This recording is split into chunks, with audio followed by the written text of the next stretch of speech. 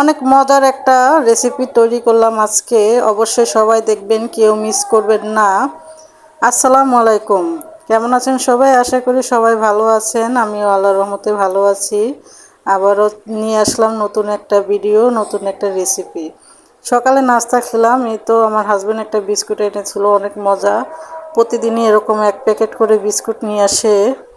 আর এই তো মাছ কুটলাম না, কিচ্ছু না, তারপরও এই যে শুধু পরিষ্কার করে প্যাকেট করে রেখেছি, তাতেই আমার কোমরের বেহাল অবস্থা। আর এই তো রুই মাছ থেকে এই পেটিটা বের হয়েছে। আমার কাছে এই পেটিটা অসাধারণ লাগে, মানে এটা দিয়ে এক প্লেট ভাত খাওয়া যাবে এরকম। অবশ্যই ট্রাই করে দেখবেন, কিন্তু অবশ্যই তাজা মাছ হতে হবে, মানে মরা মাছ হলে হবে না। এই তো আমি এটাকে এখন কেটে নিচ্ছি ছোট ছোট করে। আমি এটাকে একদম মেখে মুখে ফ্রাই করে নিব। আমার কাছে অনেক ভালো লাগে। অনেক দিন পরে একটু মানে অনেকগুলো ভাত খেয়েছি, অনেক দিন ধরে ভাত খেতে পারছিলাম না। তা আমি বললাম, তুমি পাঙ্গাস মাছ এনেছো, পাঙ্গাস মাছের পেটিটা আনলা না কেন? পাঙ্গাস মাছের পেটিটাও খাওয়া যায়, খুব মজা লাগে। আর এগুলো এখন কেজি মেপে বিক্রি করে, সবাই খায় এখন।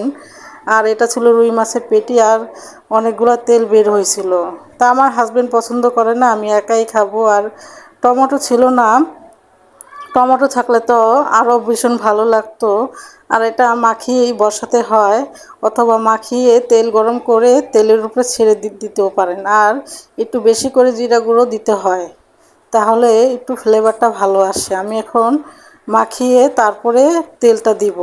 আর প্রচুর তেল আছে এটার সঙ্গে, এর জন্য অত তেল দিচ্ছি না, অল্প একটু তেলে দিচ্ছি। আর এটা আমি এক বসাই খেয়ে ফেলছি, আরও থাকলে আরও খেতে পারতাম, মানে এত মজা কি বলবো।